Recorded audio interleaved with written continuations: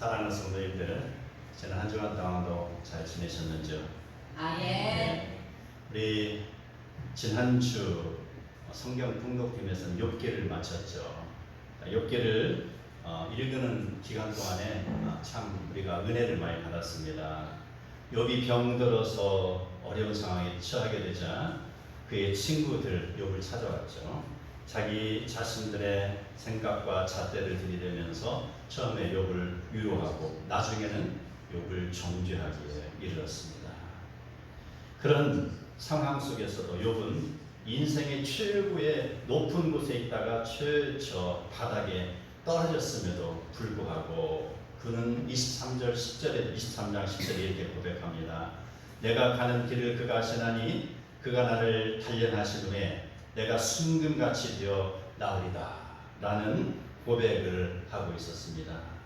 이 땅에서 사는 삶이 어떠한 부유함도 어떠한 행복함도 인간의 어떠한 의지나 노력으로도 유지할 수 없는 것, 하나님이 섭리 가운데 이루어지는 것을 그는 알게 된 것이죠. 그리고 천국을 향하는 순례자의 삶을 살아가는 것입니다. 우리는 욥기를 마치고 난 후에 차를 마시면서 숙연한 모습으로 김두한 작곡의 본향을 향한의 그 성가곡을 처음부터 끝까지 다 들었습니다. 너무 은혜스러운 곡이었습니다. 마치 욥이 살아서 부르는 노래와 같았습니다. 오늘 우리에게 주어지는 이 베드로전서의 내용, 어쩌면 욥이 당하는 것처럼 인생의 혼란에 직면하게 될 것을 알아차린 베드로는 지금 현재 그 고난을 직감하고 있죠. 자기 교우들이 있는 곳입니다. 베드로가 그 성도들에게 신앙을 끝까지 지키면서 믿음으로 이기라 라는 내용을 쓴 서신이 되는 것입니다. 이 베드로서가 쓰여지게 된 당시 배경을 보면은요, 로마의 5대 황제 네로, 잘 알죠? 네로, 검은 고양이 네로입니다. 아주 속이 시커먼 네로입니다. 그 네로가요, 바로 정권의 최정점에 있었습니다. 황제입니다. 그가 자기 권력을 누리면서 술을 마셔도 만족하지 못했습니다. 여인을 품에 안아도 만족하지 못했습니다. 여러 가지 오락을 해도 만족하지 못했습니다. 그러던 네로가 AD 64년 저물어 가는 어느 날, 그는 인생 최고의 기쁨이 뭔가라고 생각하면서 괴상망측한 계획을 세우게 됩니다. 그리고 그는 자기의 병사들을 시켜서 로마시 전역을 다니면서 불을 지르라 명령을 내리는 것입니다. 해가 뉘우치고 이제 어둠이 깔리기 시작하는데 이제 다시 해가 떠오릅니다. 무슨 해요? 횃불을 들고 불 지르는 불이 로마 전역에 활활 타오르는 것이죠. 그 모습을 보고 그 네로는 인생 최대의 즐거움이다 라고 하면서 그가 그 즐거움을 만끽하고 있었습니다. 감동을 만끽하고 있었죠. 그 일로 인해서 로마 시민들의 폭동이 일어나는 것입니다. 한 사람은 감동이 됐지만 다른 모든 사람에게는 삶의 터전이 무너지는 현상이 아니겠습니까? 폭도들이 이제 들고 일어나니 네로도 이제 어쩔 수 없습니다. 살기를 그는 강구해야 됩니다. 그래서 꾀를 냅니다. 검은 고양이입니다. 꾀를 냅니다. 어떻게 꾀를 내는가요? 그가 자기 병사들을 다시 시켜가지고 기독교도들이 불을 질렀다. 기독교도들이 불을 질렀다라고 로마시의 전역에 퍼뜨리게 되는 것입니다. 그러니 로마의 순전한 백성들은 정말 기독교도들이 그 불을 지른 줄 알고 있어요. 마치 관동 대지진인데 우리 한국 사람이 우물에다 독약을 넣었다라고 하는 것 같은 이치입니다. 얼마나 많은 기독교인들이 핍박을 당했습니다. 얼마나 많은 사람들이 죽임을 당했냐 이 말입니다. 이런 상황 속에 이제 로마 군인에게 15살 먹은 소년이 붙잡힙니다. 그 소년을 붙잡은 그 군인은 애처로워서 자기 아들이 생각나서 아이야 네가 예수 안 믿는다고 한마디만 하는구나. 그럼 내가 너를 끌고 가지 않을 것이다. 너를 도와줄 것이다. 라고 표현을 하고 있습니다. 그랬을 때 아이가 대답합니다. 예수님이 나를 위하여 십자가에 죽으셨는데 나는 예수님을 배반할 수 없습니다. 라고 말하며 끌려가서 원형 경기장에 사자구이에 던짐을 당하는 것입니다. 이러한 상황을 겪고 있는 베드로가 이제 곧 로마 식민지 전역으로 이 기독교에 대한 박해가 퍼져가겠구나라고 직감을 하고 있습니다. 그래서 소아시아에 있는 5개 교회에 편지를 써서 지금 환난을 대비하라라는 내용을 보내주는 것이죠. 베드로전서 1장 1절 2절을 보면 예수 그리스도의 사도 베드로는 본도, 갈라디아, 갑바도기아, 아시아, 비두냐에 흩어진 나그네 5개의 진영을 지금 이야기하고 있죠. 터키 쪽에 있는 그런 진영입니다. 자, 그 나그네, 즉 예수 그리스도의 핏부림을 얻기 위하여 택하심을 받은 자들이라고 표현하고 있습니다. 여기서 우리가 주목할 것, 나그네라는 것입니다. 우리 인생은 모두가 이 세상에 사는 날이 나그네의 삶과 같다는 것을 언제라도 얘기하는 것입니다. 인생은 나그네와 같아서 하나님이 부르시면 언제든지 가야 되죠. 그런데 내로는 그것을 알지 못하고 자기 하고픈 대로 살다가 결국 비참한 죽음을 맞이하는 사람이 됩니다. 우리가 알고 있는 사울왕은 어떻습니까? 자기 이름을 위하여 살았다가 하나님으로부터 버림을 받는 사람이었습니다. 우리가 잘 알고 있는 동양의 진시 왕은 어떻습니까? 권력을 오랫동안 누리고 싶죠. 오랫동안 자기가 살면서 누리고 싶기 때문에 신하들을 제주도까지 보내면서 불로초를 찾아와라 라고 이야기하고 있었잖아요. 찾아로 보냈는데 바로 불로초를 찾았는지는 모르겠어요. 그가 여느 사람과 마찬가지로 수명의 다음에 죽었더라 라는 것이죠. 주님께서 부르시면은 언제든지 돌아가야 하는 것이 우리의 인생입니다. 어느 누구도 하늘을 거스르며 살 수 없습니다. 하늘을 거스르며 사는 것은요, 영혼의 종말로 이어지는 것을 알아야 할 것입니다. 첫 번째, 우리는 목적이 있는 삶을 살아야 되는 것입니다. 목적이 있는 자와 목적이 없는 자는 삶의 질이 틀립니다. 제가 10여 년 전에 인도에 선교 여행을 갔다 온 경험이 있습니다. 자, 그 선교지에 가보니 소가 그 아스팔트로 포장되고 차들이 빵빵거리며 다니는 그 거리에서 지나가는 거예요. 어느 누구도 소를 타치하지 않습니다. 이 소, 목적 없는 그런 발걸음, 목적 없는 자의 발걸음은 마치 이런 소와 같이 바로 두리번두리번하면서 다니는 것이죠. 인도의 소는 사람들로부터 숭배의 대상이죠. 목적이 없습니다. 그리고 할 일이 없습니다. 누가 와서 채찍질도 하지 않잖아요. 그러니 평화롭습니다. 어디 가서 뭘 먹어도, 시장에 가서 노인네가 팔려고 가져온 배추를 먹어도 누가 쓴소리 하지 않냐고, 누가 팔길질 하지 않으니 그 소는요 지상 천국이 되겠죠. 그래서 이리저리 배회하며 기웃거리고 아무데나 오줌도 싸고 똥도 싸고 정말 꼴물견이요. 꼴물견이, 이런 꼴물견이 있을 수 없어요. 바로 네로와 같이 순간의 활락을 위하여 불을 지르기도 하는 사람, 바로 이러한 사람이나 별반 차이가 없습니다. 목적이 없는 인생이라는 것이죠. 인도에 어정쩡하게 다니는 소와 같다.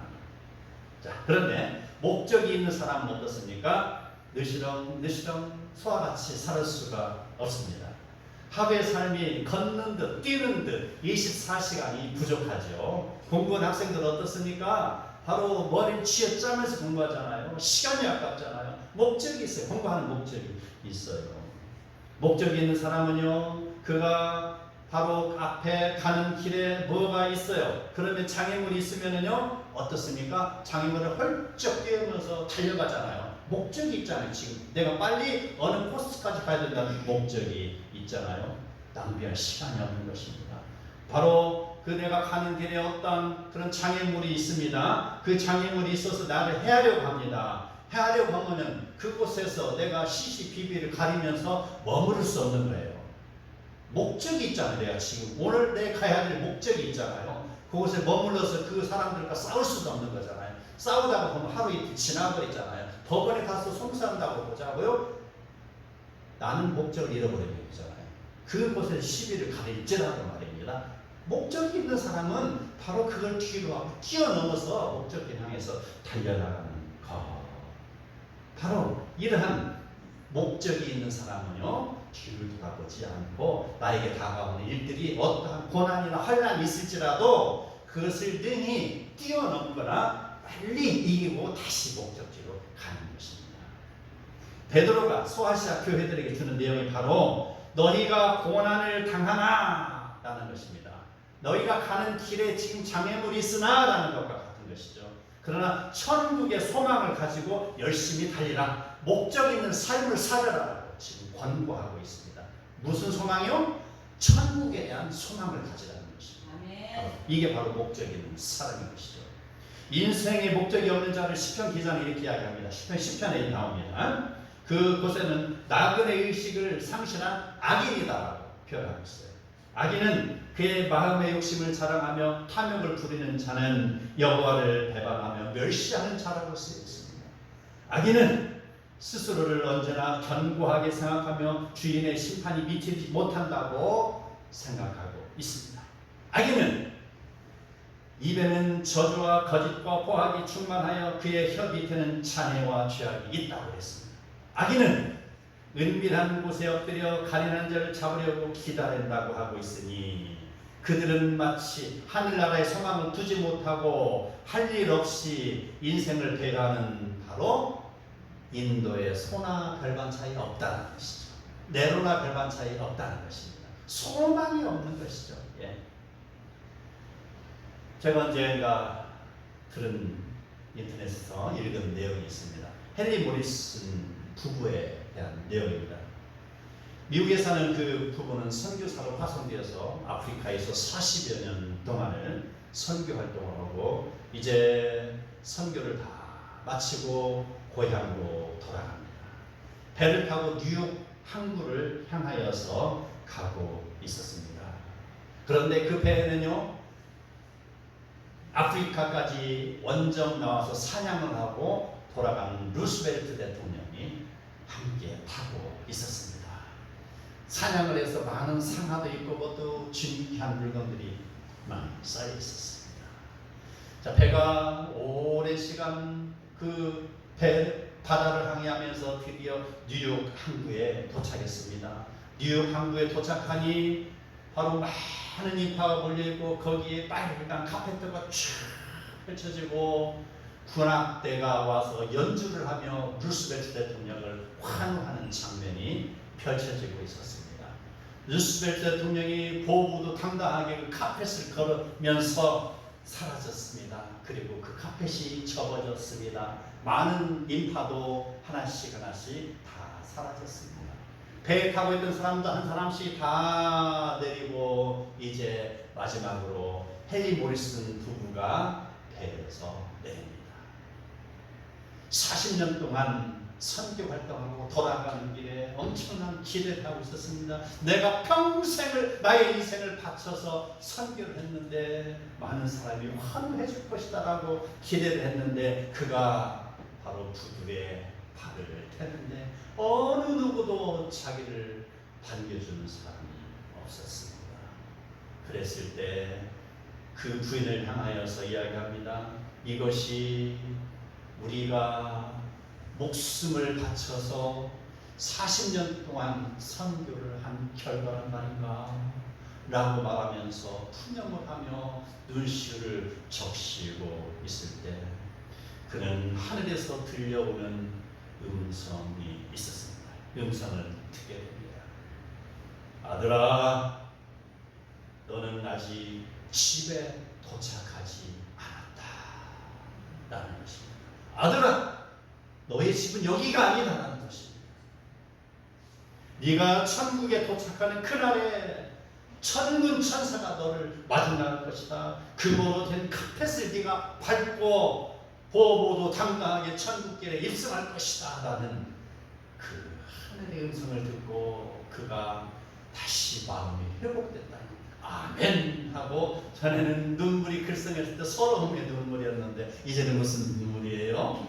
기쁨의 눈물, 감동의 눈물을 흘리면서 아버지 그렇습니다 하면서 다시 부부는 손을 잡고 그 부두를 지나가다는 그런 일화를 제가 들은 적이 있습니다.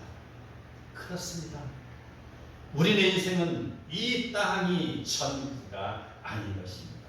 우리는 천국에 소망을 둔 하나님의 백성인 것입니다. 아멘. 아멘. 두 번째, 천국의 소망을 둔 자는 믿음으로 살아야 될 것입니다. 오늘 말씀 중에 5절을 보면은요, 천국 백성은 믿음으로 말미암아 하나님의 능력으로 보호하심을 받는데 그것을 바로 구원이라고 말하고 있습니다. 구원입니다. 그게 믿음의 결과가 구원입니다. 예. 그 구원에 이르는 자가 통과해야 할 단계는 우리가 알아야 됩니다. 그저 믿음하면 뚝딱 천국 이렇게 생각합니까? 아닙니다. 아니겠죠. 믿음 뚝딱 천국 자고 나니까 내가 천국에 있다? 그건 아닌 거예요. 예. 베드로전서 4장 12절을 보면 사랑하는 자들아 너희를 연단하려고 오는 불시험을 이상히 여기지 말고 오히려 그리스도의 고난에 참여하라고 말하고 있습니다. 그리스도의 고난에 참여하는 것입니다. 여기서 나오는 불시험이라는 것은 하나님의 성도를 믿음과 인격으로 단련하기 위해서 실시하는 과정으로서 바로 이것을 일컬어서 테스트라고 이야기합니다. 성도가 감당 못할 테스트는 하지 않습니다. 성도가 능히 감당할 수 있는 시험을 주신다라고 하나님은 말씀하고 계시는 것입니다. 그래서 하나님은 바로 이런 테스트를 제공합니다. 욥에게 바로 이런 테스트를 제공했죠. 그런 것처럼 성도에게도 마땅히 그것을 이길 수 있는 분량만큼의 테스트만 주시는 것이죠. 그래서 하나님께서는 성도 하여금 능히 이길 힘도 주시는 줄 믿으시기 바랍니다. 아멘. 베드로전서 4장 18절에 보면은 구원 받는 자가 누구일까라는 것을 우리가 생각해 볼 수가 있습니다. 우리가 젊은 날에 아니면 예수를 믿고 온 지가 지금 십수년이요 몇십 년이 됐는데 지금 우리를 헷갈리게 하는 게 있습니다. 믿으면 구원 받는다라는 사실입니다. 맞습니다. 절대 불멸의 진리입니다. 믿음으로 구원 받는 건 맞아요. 맞습니다. 그런데 이 과정에서 많은 사람들이 이 진리를 값싼 진리로 둔갑시키는 경우를 너무 많이 본 거예요. 여기 14장 18절을 보면은요, 의인이 겨우 구원을 받으면이라고 쓰여 있습니다. 의인, 성도가 겨우 힘들게 힘겹게 구원을 받으면 이 말이에요. 만약에 그렇다면은 경건하지 않은 자와 죄는 어디에 서려 이 말입니다. 의인마저도 쉽지 않게 구원을 받는데 하물며 경건하지 않은 자요, 믿었다고 함에도 불구하고 제대로 신앙을 하지 않는 사람을 일컫는 거예요. 그리고 하나님을 아예 믿지 않는 사람을 이야기하는 것입니다. 그들은 어디에 서리요? 라는 것이죠. 베드로는 이게 구체적으로 지금 거론하고 있는 것입니다. 이 말씀은요, 바로 우리가 구원이란 아무에게나 그렇게 쉽게 박앤 세일하듯이 무가치하게 주어지는 것이 아니다는 것을 우리에게 가르쳐주고 있는 것입니다.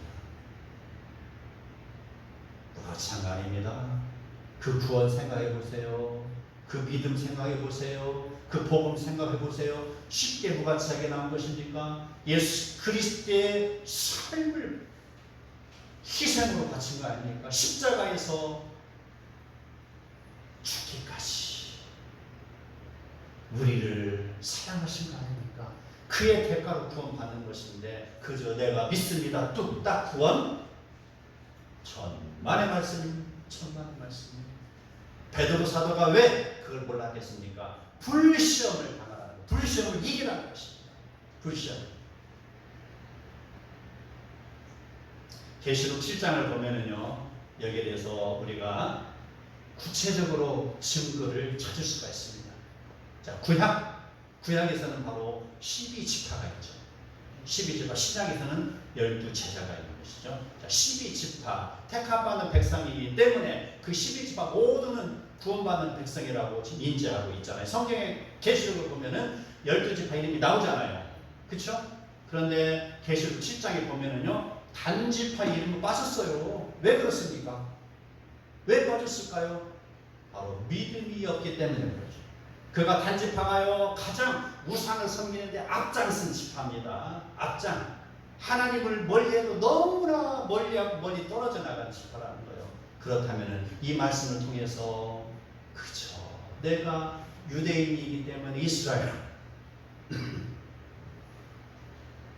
백성이기 때문에, 내가 택함받은 백성이기 때문에, 내가 할례받은 백성이기 때문에, 내가 정결의식을 지키는 백성이기 때문에 구원받는다라고 생각했던 그들의 생각은 처참하게 무너질 수밖에 없죠. 아니잖아요. 단지파는 빠져버렸잖아요. 이 말씀을 통해서 우리는 바로 구원이라는 것이 얼마나 값지고 소중한 것을 다시 한번 느끼게 되는 것입니다. 불순종의 사람에게는 구원이라는 것은 머나먼 이야기일 것입니다. 불순종은 또한 믿음과 전혀 다른 결과를 가져오게 되는 것입니다. 우리는 예수님의 가르침을 통하여 이 사실을 더욱 곤고히 받아들일 수 있습니다. 마태복음 5장을 보면 예수님께서 제자들에게 8가지의 복에 대하여 말씀하고 계십니다. 팔복 이야기하죠. 팔복. 심령이 가난한 자는 의를 위하여 핍박받는 자, 천국이 저희 것이요 라고 했습니다. 천국. 심령이 가난한 자, 바로 예수를 믿고 그 마음에 이르기를, 바로 욕심을 버리고 하나님을 뜻을 따라서 섬기는 것을 이야기하고 있습니다. 이러한 마음들이 바로 불시험을 통과하는 것들이죠. 자, 그런 8가지의 복을 이야기하고 난 다음 우리는 그 마태복음 5장을 읽으면 7장까지 한 세트로 되어 있습니다. 그 내용이. 그래서 5장 하반절부터 7장까지 자세하게 읽어야만이 예수님께서 우리에게 하시는 말씀을 끝까지 들을 수가 있습니다. 복 받는다, 천국이 저희 것이다 라고만 들으면은 우리는 4분의 1쪽만 듣고 끝나버리는 거예요. 그러다 보면은 마지막에 목적지에 우리가 도달하지 못해요. 무엇이 있을까요? 바로 소금으로 살아라, 빛으로 살아라, 노하지 말라, 간음하지 말라, 원수를 사랑하라, 보물을 하늘에 쌓아두라 라고 하는 실천적인 명령이 들어가는 것이죠. 제가 여기에서 바로 신학적인 것을 따지자는 것이 아닙니다. 분명하게 예수님도 그 부분에 대해서 너에게 이런 삶을 살으라고 명령을 하는 것을 여러분에게 이야기하고 있는 것입니다. 그러한 실천의 모습은 우리 주변의 삶에서 많이 발견할 수가 있습니다. 하나님을 믿는 사람이 외부로부터 핍박을 받을 때는 강하게 저항을 합니다. 실천 신학에 들어갈 수가 있어요. 그런데 막상 자기가 권력을 누리는 권력자가 됐을 경우는 어떻게 됩니까? 대부분의 사람들은 안 그러겠지만, 그럴 경우에 그는 그가 가지고 있던 그 핍박받을 때의 그런 신앙은 이제 악세사리에 불과하고요. 그는 자기가 가지고 있는 생각이나 사상이나 신앙이 무너져 버리는 것을 바라봅니다. 현실과의 타협으로 들어가는 것이죠. 그 순간에 어떤 모습일까요? 우리가 금요일마다 기도하죠. 나라를 위해서 기도하죠. 바로 국회를 한번 보자고요. 국회의원 신의회가 있잖아요. 국회 여당의 신의, 야당에도 신의 의원들이 모여서 기도를 하잖아요. 그런데 이 나라가 돌아가는 걸 한번 바라보시라는 거예요. 이 나라가 정책을 할 때 왜 하나님의 뜻에 위반하는 그런 법이 왜 나오냐 이 말입니다. 그 많은 기독교 신의 의원인데 왜 그것이 100% 찬성을 해갖고 반기독교적인 법안이 올라가는 이 말입니다. 하나님을 믿는다고 하는 사람이 왜 그곳에 찬성을 하냐 이 말입니다. 이유가 있겠죠. 사실 다 그러고 싶은데 내 복이 잘릴 수 있어, 내가 다음 선거에서 공천을 못 받을 수 있어, 이거 아니겠나요? 이 땅에서의 인정받는 거, 그 권력이 하늘에서의 보상보다 좋다는 것입니까? 또 한 가지 볼 수가 있습니다. 법조인들을 이렇게 한번 보자고요. 자, 의뢰받은 사건이 부정한 사건이고 진실이 아닌 사건임에도 불구하고 그 끝까지 변호하는 것. 변호사도 못할 일입니다. 예. 끝까지 변호할 때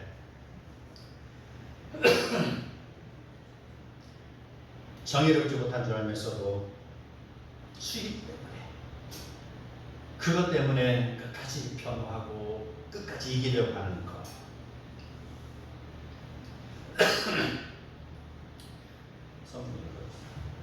자, 그런 거 우리 다시 한번 신앙으로 생각을 해봐야 될 것입니다. 우리는요, 바로 우리 모두가 진리 안에 거할 때 우리는 비로소 진정한 자유를 얻는 것입니다. 믿음이 있는 자의 삶이라는 것은요, 세상의 어떠한 이권 앞에서도 굴복하지 아니하고 신앙의 양심대로 사는 것으로서 거짓 편에 서지 아니하는 것입니다. 바로 올바른 편에 서서 사는 것입니다. 로마 병사에게 붙잡힌 15살 넘은 소년이 거기에 굴복하지 아니하고 예수 그리스도의 고난에 동참하는 삶, 이것이 바로 믿음의 삶인 것입니다. 아멘. 아멘. 오늘 7절의 말씀, 너희 믿음의 확실함은 불로 연단하여도 없어질 금보다 귀하여 예수 그리스도에 나타나실 때에 칭찬과 영광과 존귀를 얻게 할 것이다 라고 말씀하고 있습니다. 예수를 믿으면 구원받는다고 하는 것, 예수 믿습니다, 그러니 나는 이제 구원받은 의인입니다 라고 말하는 사람, 잘못된 것입니다. 온갖 죄를 짓는 사람은 믿음의 원리를 몰라도 한참 모르는 사람이죠. 예수 그리스도의 보혈에 인하여서 구원받고 우리는 바로 의롭다 칭함을 받는 것뿐인 것이죠. 그래서 의롭다 칭함함, 우리가 의인이라는 거 아닙니다. 의롭다 칭함을 받는 것이 예수를 믿으면 의인이 결코 될 수가 없죠. 의인이 되었다고 결코 우리는 인정할 수 없는 것이죠. 마치 초등학생이 수학의 공식을 알았다고 갑자기 수학 선생이 되는 것은 아니잖아요. 바로 칭의를 받았다고 의인이 되는 거 아닌 것과 같은 이야기입니다. 믿음이라고 하는 그런 단어의 그 공풍선을 둥둥 뛰어다니는 거 한번 상상을 해보세요. 믿음, 자, 내가 믿었습니다라고 풍선, 믿음이라고 써있는 풍선을 둥둥 뛰어다니는 것, 이걸 가지고 나 구원받은 사람이네라고 말할 수 있나 이 말입니다. 내가 영접했습니다, 그러니 난 구원받았습니다라고 말하는 것과 똑같은 거예요. 이것은 제가 아까 이야기했듯이 그 믿음, 곧 구원받는다는 사실 제가 부인하는 내용이 결코 아닙니다. 그러나 그 영접한 이후에 그가 어떻게 해서 구원의 끝까지 성공해 달려나갈 수 있는가, 이것을 지금 이야기하고 있는 것입니다. 아멘. 바로 그 진정한 그 믿음이 아니면 풍선은 금세 터지고 말 것입니다. 대부분의 사람들이 아침에 생각한 것이 바로 오전이 지나가기 전에 변하는 것이 일수입니다. 내가 굳은 마음으로 결심을 하고서도 이제 신앙생활을 잘 해야겠지 라고 다짐을 하고서도 또다시 무너지는 것이 인생입니다. 다 된다면 전도가 뭐가 그렇게 어렵겠습니까?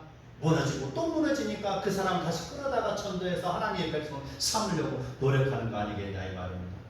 바로 그 사람이 복음을 받아들이고 정말로 믿음이 있는 자라면은요, 하나님의 말씀에 순종하는 삶을 살아야 되는 것입니다. 아멘. 날마다 나의 그런 정욕이나 나의 어떤 생각이나 나의 불끈 끓어오르는 것들을 다 누르고 그리스도의 말씀에 복종하는 삶, 이게 믿음 있는 삶이 되는 것입니다. 아멘. 그 믿음이 그리 쉬운 것이 아니기 때문에 지금 오늘 베드로 사도가 말씀하신 내용, 너희 믿음의 확실함은 불로 연단하여도 없어질 금보다 귀하다라고 말하는 것입니다. 그 믿음은요, 내가 하나님의 말씀에 순종하며 살아가는 것이고요, 성도가 바로 성화 단계를 통해서 천국까지 올라가는 마차인 것입니다. 그 믿음을 잘 이해하시기 바랍니다. 네. 세 번째, 그렇다면 이러한 믿음의 삶을 성공적으로 살아갈 수 있는 방법은 무엇일까요? 바로 그건 그리스도 안에 거할 때 우리는 성공을 할 수가 있습니다. 이것은요, 아주 쉬운 방법이지만 그동안에 너무나도 많은 사람들이 실패하고 패배하고 도망갔습니다. 아주 쉬운 것입니다. 자, 믿음을 아까 이야기했을 때 마치 마차를 타고 천국까지 가는 것과 같다고 했죠. 아주 수월한 거예요. 바로 이 방법은요, 내가 그리스도 안에 들어가고 그리스도께서 내 안에 들어오시면 가능한 일입니다. 아멘? 아멘. 네, 그리스도께서 해주시면은요, 나의 믿음도 진정한 믿음이 될 수가 있는 것입니다. 그리스도께서 내 안에 들어오시면은 모든 것이 가능하다는 것입니다. 그래서 로마서 8장 35에서 39절의 내용을 보면은요, 누가 우리를 그리스도의 사랑에서 끊으려 환난이나 권고나 박해나 기근이나 적신이나 위험이나 칼이나 내가 확신하노니 사망이나 생명이나 천사들이나 권세자들이나 현재일이나 장래일이나 능력이나 높음이나 깊음이나 다른 어떠한 피조물이라도 우리를 예수 그리스도 안에 있는 하나님의 사랑에서 끊을 수 없다라고 했습니다. 어떠한 나의 생각을 가로막고 무너뜨리려고 하는 그런 관계라 할지라도 내가 그리스도 안에 있으면은 그것은 나를 무너뜨릴 수 없다는 것입니다. 하나님의 자녀된 삶을 충분히 누리는 것입니다. 이것이 바로 성도에게 주어지는 힘이 되는 것이고요. 어떠한 어려움이 밀려와도 능히 극복하고 이길 힘인 것이죠. 바로 성도의 천국에 대한 소망이요 찬송인 줄 믿으시기 바랍니다. 아멘. 지난주 우리가 통독 식구들과 함께 들었던 본향을 향한의 그 가사, 이 세상 나그네 길을 지나는 순례자, 인생의 거친 틀에서 하룻밤 머물 때 환난의 궂은 비바람 모질게 불어도 천국의 순례자는 본향을 향하네. 이 세상 지나는 동안에 괴로움이 심하나 그 괴로움으로 인하여 천국이 보이고 기쁜 찬송 은혜로 이끄시네.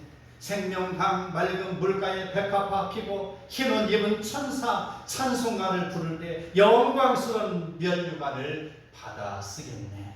아멘. 이 가사가 저와 성도 여러분에게 주어지는 고백이요 찬송이 되기를 축복합니다. 아멘.